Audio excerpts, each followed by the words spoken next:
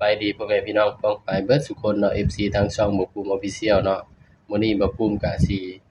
มาลงแนวทางลาวสไตล์พี่น้องเนาะของงวดวันที่30เนาะพี่น้องเนาะสุดท้ายของเดือนเลยเด้อพี่น้องเด้องวดสุดท้ายของเดือนเลยเนาะพี่น้อง30เมษายน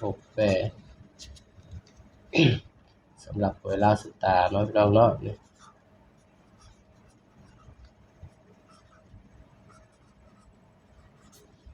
วันสุดท้ายของเดือนเนาะพี่น้องเนาะนี่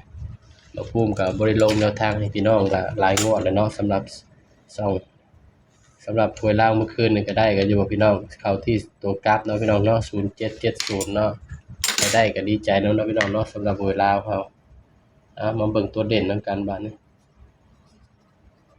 สำหรับแนวทางถวยลาวสตาร์ผู้อื่นเนาะพี่น้องถ้าว่าตัวเด่นเนาะบ่ภูมิก็ให้เด่นเป็นตัวนี้เด้อพี่น้องมันออกมื้อนี้หยัง361สำหรับตัวเด่นเด้อพี่น้องเด้อ5 6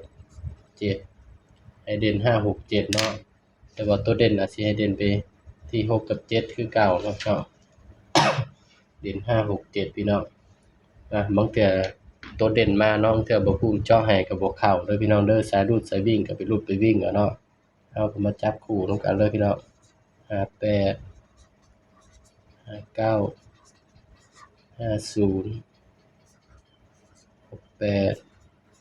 69 60 78 79 70นี่เด้อพี่น้องสำหรับแนวทางลาวสตาร์เนาะพี่น้องเนาะ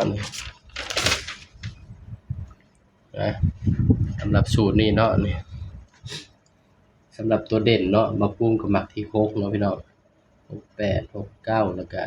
78 79 70 5คือตัวรองเนาะพี่น้องเด้อ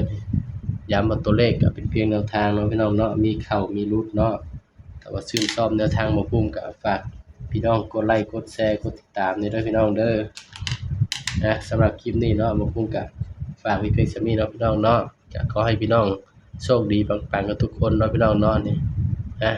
ก็ฝากพี่น้องไว้เพียงส่ำนี้เนาะพี่น้องเนาะอย่าลืมกดไลค์กดแชร์เด้อพี่น้องเด้อสบายดีครับ